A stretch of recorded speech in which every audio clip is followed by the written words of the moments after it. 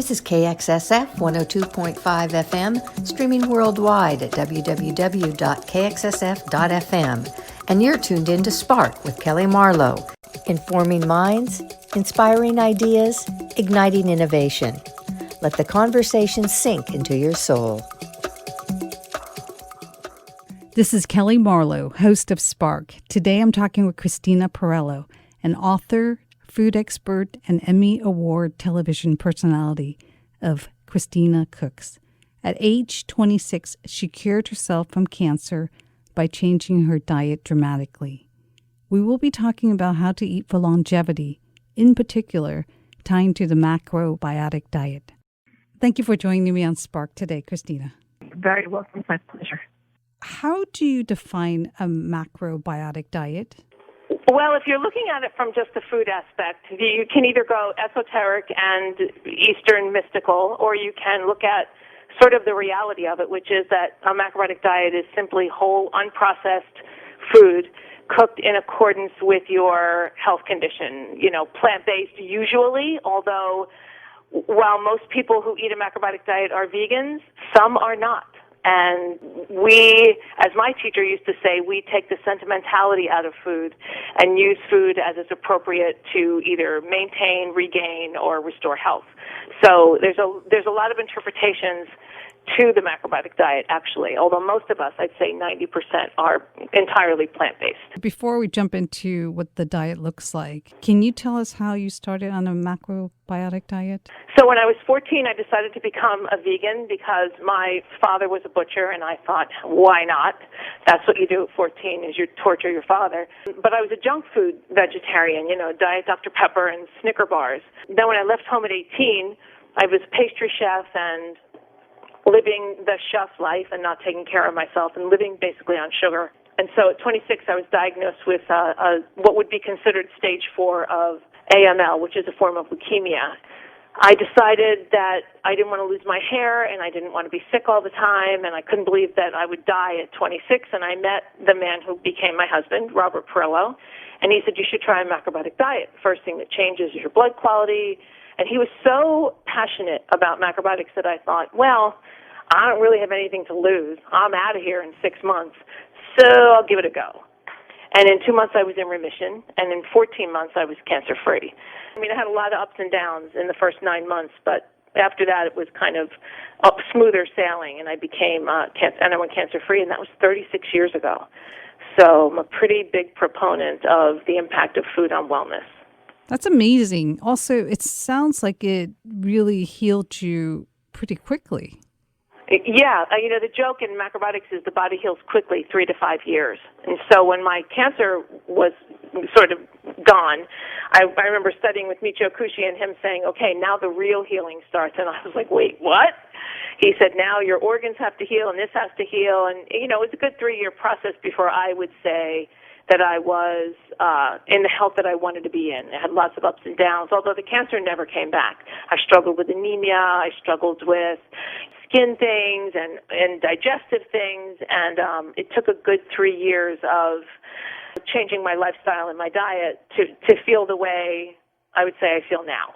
We don't really struggle with a whole lot of things. But do you see the effects right away? Because you said 2 months in, it made a difference. I did, yeah. Actually, I was, when I started, I was a really vegan junk food addict. I lived on sugar. If they had food pyramids back in the day, my bottom of my pyramid would have been sugar, and on top of that would have been chocolate, and on top of that would have been coffee, and that was it. This was, while I was already plant-based, this was a huge switch for me. I mean, I'm buying things like rutabagas, which I thought you fed to horses, kale, which I thought was the garnish on the salad bar. It was so bizarre to me, and I was cooking out of Michio's book, and I remember my husband, not my husband then, said, you really should go to a counselor to get advice. And I thought, no, I could do that. I'll do this on my own. I'm a chef. I can do this. And it was very hard. The food was horrible at first until I realized that it was really my taste buds, not the food. And so there was a lot of days, leaning on my elbow, stirring a pot of soup because I didn't have the strength to do anything else. It was a lot of, I tell it almost clinically now because I barely remember that girl from 36 years ago. I was struggling with my weight. I mean, I lost a lot of weight when I started macrobiotics, but I was heavy before because I lived on sugar. And so it's kind of like hard to even go back to what it felt like. I can tell you the day I was diagnosed like yesterday. I remember the doctor telling me what I had and it not quite sinking in, and getting outside and walking into this beautiful spring day and thinking, what was wrong with everybody? My world was falling apart and they were going around like nothing was wrong. But of course nothing was wrong for them. So it was this very surreal sort of 24 hours before I met Robert, and he said, you could do this yourself. And I thought, well, you're cute, but you're nuts, but what the hell? Let's give it a go. And I hated the food at first, and then my taste buds changed, and my diet was very rigid. I went without flour, oil, or sugar for 2 years. I went without fruit for 2 years, and not because I had to, but sort of like when I got well, I thought, okay, I'm not going to bring these foods back in that clearly made me sick, although I knew nothing about macrobiotics except what I had read and cooked by. That's when I decided to study and figure out what was going on. Like, how did this work? It was like not a miracle. What happened here? Well, sugar is pretty addictive, right? Oh, man. I've never done heroin, but I imagine because my withdrawal from sugar was so intense that it was awful. It was like getting off a drug. Do you eat any sugar now? Now I use coconut sugar and brown rice syrup in desserts. Still adore sweet taste. I still adore dessert. I love desserts. I make better quality ones, of course. I don't eat them every minute of every day. I do allow myself 3 bites of dessert every single day. So it's either one cookie, a sliver of this, because I discovered in all my studies that you really don't taste sugar after 3 bites. I don't deprive myself at all. I did for probably 10 years. And then I was like, you know what, I don't want to grimly endure my life. I want to enjoy my life. I love how I cook. I love this food. I love celebrating. About 10 years, though, I was really like a monk. That is really good to know. So if I just take 3 bites of something sweet, I won't become addicted, but I still will enjoy it. You won't become addicted, and you also will never crave it because you never feel deprived. Right? Particularly women. Women crave sweet taste because inside women are more young, more tight, more contracted, so sweets relax us and make us happy. Like for a woman to deny herself that is to deny our very sort of nature. That's interesting, but I'm sure the size of the bite matters too. Well, it does. Yeah, it does.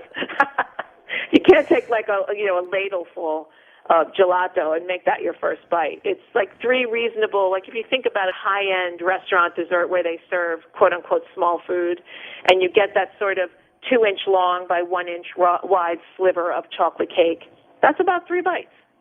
So you savor it. You don't gulp it down like we do in American dining.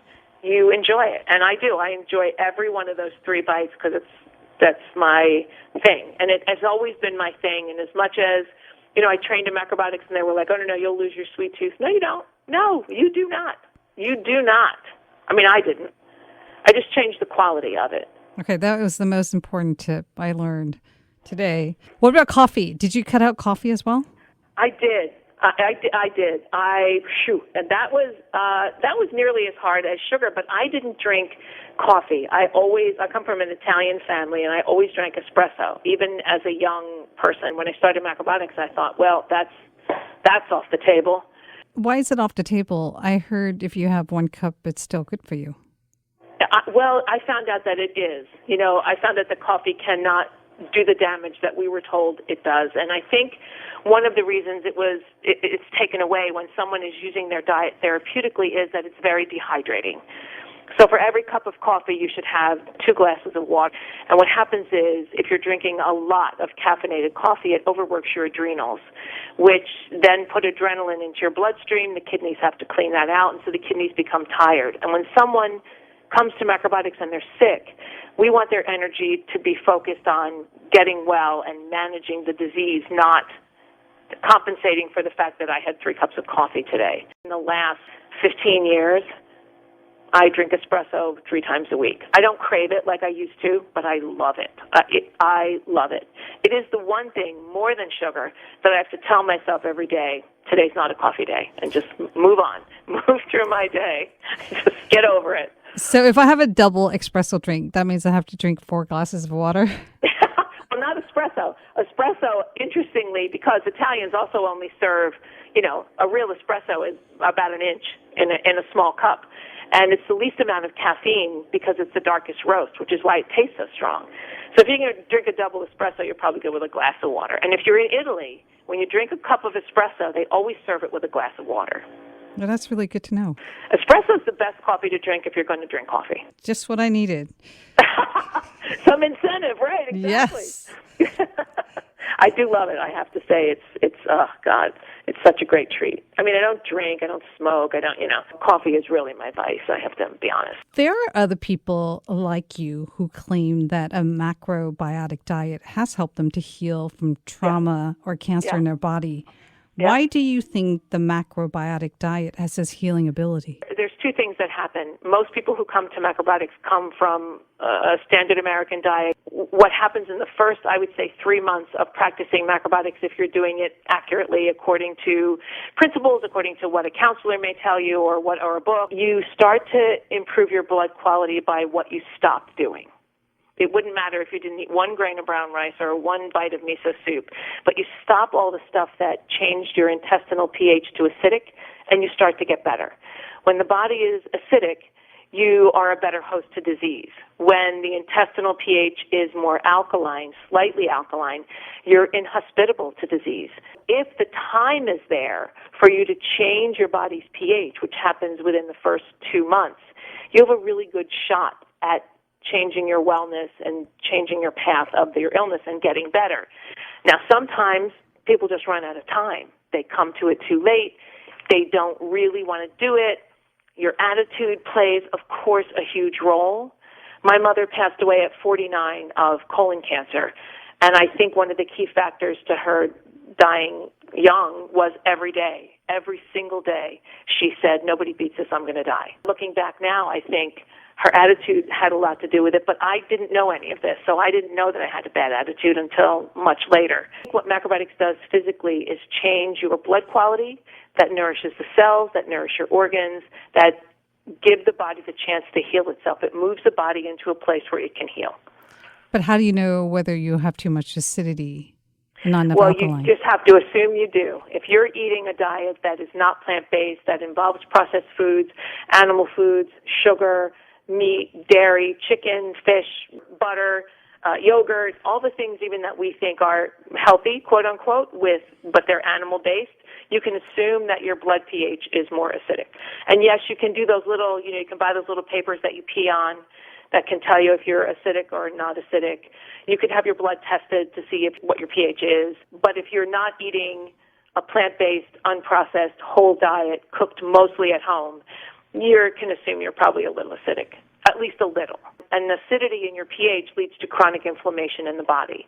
And the more inflammation in the body, the more prone you are to disease. So we're basically sort of promoting an anti-inflammatory diet. What exactly should you eat, and how do you eat it if you're on a macrobiotic diet? There's no need to be Japanese, right? A lot of people assume we're the rice and seaweed diet. And while those are factors that we do use, one of the things we do in macrobiotics is if someone, let's say someone's healthy, they're not trying to alter their health with food, we usually adopt a more or less Mediterranean with Asian influence sort of diet, meaning we use grains like brown rice, quinoa, barley, millet as a foundation. And the reason brown rice is so popular within macrobiotics is that it has an incredible ability to help the body to alkalize and to regulate moisture in the body. So if you're dehydrated, brown rice can make you feel better. If you are too dry, brown rice can help you hold on to fluid so you feel better. It's an amazingly balancing grain. So that has become kind of the foundation. So we use rice, we use quinoa, we use millet, whole grains that are unprocessed, cooked in a pot with water, 2-to-1, 3-to-1, whatever your health requires. And then for protein, we use beans, tofu, and tempeh, and lots and lots and lots of vegetables cooked in a variety of ways, pickled, raw, and so many things that were considered taboo 35 years ago when I started this no longer are. We didn't eat tomatoes, we didn't eat potatoes, we didn't eat asparagus, we didn't eat artichokes. And all that has changed as our understanding of food has changed, how science has changed, and we became more, within macrobiotics, more embracing of science and less embracing of myth, to give ourselves a little bit of credibility. And so many of us now have studied nutrition so that we can give people good, sound advice. And the realization came that there's not a vegetable on earth that'll kill you. There are some that will aggravate certain symptoms that we might advise you to avoid for a little while, depending on your symptoms.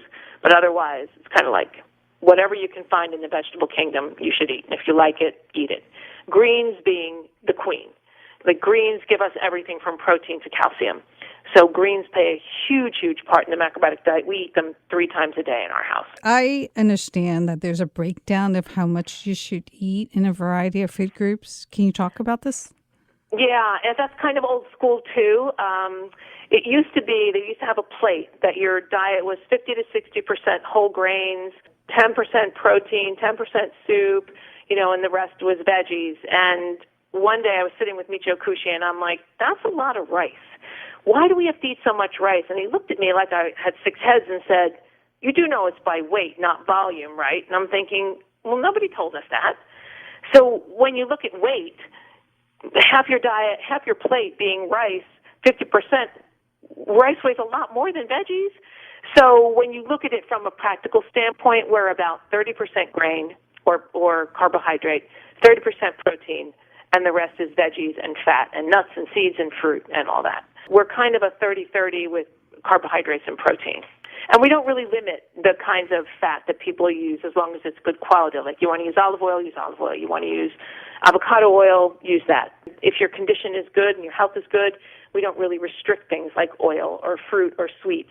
It's only when we're trying to use food as medicine that for a short period of time, 2 weeks, 3 weeks at the most, we might limit something that you take. Because if the diet becomes too restrictive, as when I did it, people can't do it. It's too hard. I almost killed myself. Not literally, but it was so hard. I felt like I never left the house, and it's not that way anymore. We want people to actually be able to do this. This is really good to know because, like you said, the original concept was pretty rigid. Oh, amazing. And a lot of people felt that they couldn't execute or sustain it because of the amount of effort it took. Yeah. Now, when I teach, because I teach a lot, well, I don't care if you break the carrot in half. Just get the carrot in the pot, cook it, and eat it. That's it. I want to get the nutrition into you. And yes, the energy matters. And yes, you can alter things if you know how to manipulate energy. But if you don't, in the meantime, just start cooking. What happens is, I've seen it happen so many times with people. As you cook well, it's almost like, I'm thinking the best way to describe this is like a veil gets lifted, and suddenly your intuition cooks in, and you know what you need. You open the pantry and go, yep, today it's quinoa. I think I need that protein, and you know how to cook. But in order to get that intuition, you have to actually begin cooking. And for that, I think people need to understand that you cannot make a mistake. You cannot do this wrong. If you cut out junk and you cut out most if not all animal food, you can't screw this up. You just can't. Every culture ate locally, close to the land, unprocessed food for millennia. So we should clarify that Michio Kushi is the founder of Macrobiotic Diet. And what you have done, you have evolved the concept. And you've taken the best of the original concept. And Yeah, I mean, the theory is ancient wisdom, and that doesn't really change. It's the application. And I remember very early on in my practice, I had gotten well, and I was studying with Michio Kushi at the Kushi Institute, and it was grim. Studying cooking was like not joyful, and I come from an Italian family where cooking in the kitchen, they were singing and telling stories and laughing. And one day, I went up to Michio and I said, "So I have a question," and he always laughed because he said I was very direct. And I said, "Michio, if this is supposed to be so great, this means a great life. Why is it such a drag, man? I mean, are you kidding me?" And he said, "Please study well and teach happy." I'm like, Well, great, but that doesn't help me studying, but okay. And for a while in my early teaching career, my nickname was the party teacher. She's the party teacher. She makes everything, everything is funny. She doesn't take it seriously enough. But if you're healthy and robust and this food is nourishing the purpose of your life, you better be flippin' happy. So the most important elements then that you're applying that has to be essential are the whole grains, unprocessed food, and green veggies. Yeah, all veggies, but greens are super important because of their nutrient density. I was watching a video with Dr. Robert Lustig the other day out of Berkeley, and he's an endocrinologist who maintains the theory that after World War II, we took a very wrong turn. We said fat was bad and sugar was okay, and we should have said fat is okay, sugar is bad. And he said something in this lecture I watched with him that was, to me, mind-blowing. He said, if you're picking up a food that has a food label, consider it a warning label. Meaning, buy food that's unprocessed and whole, not in a package. And yes, sometimes we have to buy packaged grains, but what he meant was, in general, you should buy things that are the least amount of processing, the least amount of stuff done to it. It's not more expensive to eat a healthy diet. It just takes more time. You have to work a little bit harder because you have to cook it, too. You have to prepare it. It's interesting that you say this because that was my issue with plant-based burgers. It's highly processed, right? Yeah. High in sodium, high in fat, and tastes great, and it's great for the planet. But it's not clear to me that it's really that healthy for you. Yeah, but are they really great for the planet? I mean, I had this debate with a vegan chef friend of mine. I'm like, are they really great for the planet? All that processing, all that pea protein that people are being forced to grow, all these peas now and becoming monocultures because all they grow is peas for pea protein, and all these weird additives that are in these and, whatever the veggie burger of the day is. I don't know that they're better for the planet. Anything highly processed has a huge footprint. I mean, there's a burger brand that I have used that's all grains and beans held together with, I don't know what, oats, I think. We used to use those when I don't make them on my own, but I think the mistake that we make as a culture, we try to turn healthy food into a sort of a symbolic version of what we used to eat. Or we want to make a veggie burger that tastes just like meat. Well, if I'm giving up meat, why would I want something that tastes like meat? And yes, you might say it's a transition food for somebody, but is it? Your thinking never changes. You don't ever get to the place where your body celebrates grains and beans and vegetables. You're always looking for the thing that tastes like lasagna. Well, tofu lasagna will never taste like lasagna. I think we're trapped in this sort of catch-22. We want to eat better, we want to feel better, but we really don't want to give up what we love. And that's the diet culture of America since the dawn of diets. And I also think that convenience is so important to people. So important, yeah. That they can't imagine spending more than 20 minutes cooking the food, which means that you're then more likely to reach for more processed type of food. Right. Conveniences like Instapots. We have slow cookers, things that you can put something together, in the morning that has grains and vegetables and beans, almost like a chili, and then that night come home, boil some kale or collard greens or bok choy, and you have dinner. It's not something you should do every single night. We should embrace the celebration of cooking. And the catch-22 of cooking is, at first it's a slow process because you're not used to it, you're not good at it, you didn't do all that chopping before, and now I have to chop everything. And then, but as you do it, you get faster and better and more efficient, and suddenly dinner's on the table in 30 minutes, 35 minutes. You cook one big pot of rice twice a week, or what grain you like, make 2 different kinds of soup and put them in the freezer so that you have them. There are ways that you can shorten the process in the beginning so that you start to feel better more quickly, because the more quickly you feel better, the more committed you are to cooking. Clean, now's the time to start embracing healthier food, really healthier food, and start cooking before we're all back out in the world again in a big way. So what you're saying is that it's okay to freeze the food. Oh, my God, yes. And you don't have to make it fresh on the spot. Well, if you are struggling with a life-threatening condition, you really want to cook fresh as much as possible, or have someone helping you cook fresh if you're not strong. But your day-to-day, I just want to be macrobiotic because I want to feel better, make a lighter footprint, understand how food works in the body, and serve the purpose of my life. Yeah, make 3 kinds of soup on a Sunday or whatever day you cook. Throw them in the freezer in portion containers so you're not always eating the same soup. Add the miso when you reheat it. Cook rice for a couple days. I mean, the thing that I'm sort of hardcore about is if you're having greens, they take so little time to cook, they should be fresh every time. Because greens are delicate. You cook them, they sit, they start to lose their energy pretty quickly over time.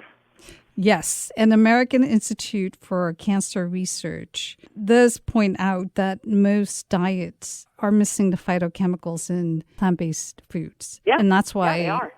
It's increasing the risk of cancer. Yeah, and that's absolutely true. When I started, my condition is considered yin, expansive, because it's a system. It was my whole bloodstream, like your whole lymph system. And so I wasn't eating anything that was raw or sweet because I needed to bring my body back to sort of center. So I ate longer cooked, more grains, more vegetables that were long cooked, roasted in the oven kind of thing. It really becomes a much more intuitive process. So for me, it's the easiest thing to do and the hardest thing to teach. There's some concern that the macrobiotic diet may not provide adequate intake of B12, iron. It doesn't. So, and then second is iron. Third is omega-3 fatty acids, zinc, and vitamin D. How would you address these shortcomings? Things like iron and B12 was the first one. So B12, there is a myth that runs around the vegan community and was in the macrobiotic community for years that you could get B12 from tempeh, nutritional yeast, all these fermented foods. And while B12 exists in them, it's a B12 analog. The body doesn't absorb it well. And if you choose to be vegan, you must supplement B12, period. But I had a long conversation not long ago with Neil Barnard from Physicians Committee for Responsible Medicine, and he's of the mind that every single person should be supplementing B12 because it doesn't exist in the animal food if we eat it as it did before. So B12, you have to supplement. It's just the way it is, and it's the same thing with D. Unless you're living in San Diego or Miami, Florida, and you're outside in the sun all day, you're probably not getting enough. So we have pollution. We don't get a lot of sun in most parts of the country. So I think that vitamin D3 is something we also have to take as a supplement because if we think we're getting it in milk, it's enriched. So they added a vitamin to it. So just take the vitamin. You don't need the milk. Take the vitamin. Iron we get from greens, beets, beet tops. Unless you're anemic, you really shouldn't need to supplement iron. And omega-3s we get from chia, hemp, flax, all of which are seeds that are commonly used in modern macrobiotics. Not so much old school, but in modern macrobiotics we use all those seeds that give the body omega-3s. And zinc? Oh, zinc. Yeah, zinc we get from lots of foods, nuts, seeds, pumpkin itself. And if someone's deficient, we take a zinc supplement for short periods of time. And you can tell if you have a zinc deficiency if you have white spots in your nails. Your nails take 6 months to grow from the base to the tip. And wherever that, spot appears is when the deficiency was there. So like if it's in the middle of your nail, 3 months ago you had a zinc deficiency, which is usually caused by an excessive sugar intake. You back off sugar, you're less likely to be deficient in zinc, but you can always supplement that too. Every supplement we take, except B12, is sort of temporary. You take it for a while, then you stop, and then, you take it again. What would be the difference that you want people to make every day in how they eat? So one is, if people make no other change, if they listen to this today, well, she's funny, but she's nuts, they should eat more vegetables. If they change nothing else, eat more vegetables. And I don't mean just a salad. Eat more vegetables. Buy a vegetable you never saw before. Look up on the Internet how to cook it and make a vegetable. Make a dish. Not just fried potatoes. Like, make a vegetable dish. And the second thing is to eat soup. Soup aids digestion, helps you to eat less, keeps you satisfied longer, and helps to balance the body thermostat, so to speak. It depends on what kind of soup. Yes, of course. A nice homemade vegetable soup. Yeah, you're right. Backing up to vegetables that could cause inflammation. You were saying that there's certain vegetables that you can't eat at certain times depending on what's going on in your body. So obviously it must trigger inflammation. Yes. So there's a vegetable group known as the nightshades, which are tomatoes, potatoes, peppers, and eggplant. And those vegetables contain an alkaloid called solanine. For some reason, this alkaloid solanine affects the joints. So if you're prone to arthritis or you have arthritis, eating those vegetables in excess can make you feel worse. If you're struggling with your health, we kind of minimize them for the same reason. They make your body work too hard if you're already ill. But if you're healthy, if you look at the cultures that eat those foods, Italians roast peppers and take the skin off because the skin is where the solanine is. They roast potatoes with rosemary because the rosemary neutralizes the solanine. They salt eggplant before they cook it because it pulls the acid out. Tomatoes, unlike America, are not picked from the vine and eaten like an apple. If they're not a cherry tomato, Italians marinate them in oil and vinegar and throw the marinade away before they serve the tomato so it doesn't give you what my grandmother used to call agita, which is bad digestion. They knew how to sort of process these fruits, for lack of a better word, to make them digestible so that they could get the nutrients that were in those veggies get help. So you cook them, or you blanch and peel them, or you marinate them so that your body can accommodate them without sacrifice. Wrapping up, the 5 tips would be not to eat processed food. That's number 1. Eat a lot of veggies. Yep. Eat brown rice if you're going to eat a Yep. grain, and have soup if you can. Yep. And get rid of sugar. Sugar's got to be at the top of that processed food list. Sugar it's literally killing us. It's in everything, almost everything you eat, right? It's in almost everything we eat. It's brutal. It's such a tough food to get rid of. It's such a tough ingredient to work your way around, unless you are making all your own food. Well, I appreciate all this great advice. Thank you for joining me on Spark today. Oh, thanks for having me.